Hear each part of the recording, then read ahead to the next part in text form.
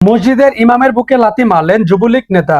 ব্রাহ্মণবাড়িয়া কসবা উপজেলার বায়েক ইউনিয়নের কুল্লাপাথর নুরানি জামে মসজিদের ইমামকে ফেসবুকে কমেন্ট করাকে কেন্দ্র করে বুকে লাথি দেওয়া ও তাকে মারধরের অভিযোগ উঠেছে মোহাম্মদ শামীম মিয়া নামক যুবলীগ নেতা ও তার বোন জামাইয়ের বিরুদ্ধে। অভিযুক্ত যুবলীগ নেতা এই এলাকার মৃত তুতামিয়া মাস্টারের ছেলে। তিনি বায়েক ইউনিয়নের যুবলীগের সক্রিয় সদস্য ও তার বোন জামাই মঈন মিয়া ইউনিয়নের ৮ নং ওয়ার্ডের যুবলীগের সাধারণ সম্পাদক। এ ঘটনার বিচার চেয়ে অভিযুক্ত শামীম সহ আরো ৪ জনের নাম উল্লেখ করে শনিবার ১৫ ফেব্রুয়ারি সন্ধ্যায় কসবা থানায় একটি লিখিত অভিযোগ দায়ের করে। অভিযোগ সূত্রে জানা যায়, এই গ্রামের পাক পাঞ্জাতন দরবার শরীফের জিকিরের একটি ভিডিও সামাজিক যোগাযোগ মাধ্যম ফেসবুকে অভিযুক্ত শামীমের আইডি থেকে পোস্ট করা হয়। এই ভিডিওতে মসজিদের ইমাম মুশাহিদুল নাম্বার ছাড়া বন্ড কথাটি কমেন্ট করায় শুক্রবার ১৪ ফেব্রুয়ারি একটি দাওয়াতে যাওয়ার সময় শামীম তাকে ডেকে নিয়ে তাকে মারধর করে ও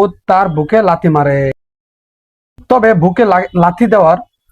বুকে লাথি দেওয়ার বিষয়টি অস্বীকার করেছেন শামীম। তিনি জানান, হুজুর ফেসবুকে কমেন্ট করায় আমি তার নাম্বারে ফোন দিলে সে আমাকে হুমকি দামকি দেয়। তাই গত শুক্রবার হুজুরকে রাস্তায় দেখতে পেয়ে ডাক দিয়ে কমেন্ট করার বিষয়ে জানতে চাইলে তিনি তর্ক শুরু করলে আমি এক পর্যায়ে রাগের বশে তাকে ধাক্কা দিই, তবে তার বুকে লাথি দেইনি।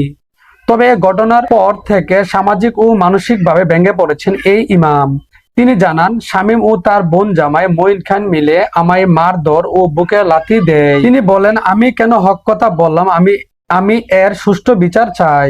ও আমাকে এখনো ফোনে হুমকি দিচ্ছে শামীমের লোকজন, তাই আমি প্রাণনাশের ভয়ে আছি। ঘটনাটি সম্পর্কে জানতে চাইলে ঘটনার সত্যতা নিশ্চিত করেছেন কসবা থানার ওসি তদন্ত রিপন দাস। তিনি জানান, ইমাম সাহেবকে নির্যাতনের ব্যাপারে একটি অভিযোগ পেয়েছি। এ ব্যাপারে তদন্ত সাপেক্ষে আইনগতভাবে ব্যবস্থা গ্রহণ করা হবে। এ ঘটনার সুষ্ঠু বিচার দাবি করেছেন কুল্লাপাথর গ্রামের লোকজন।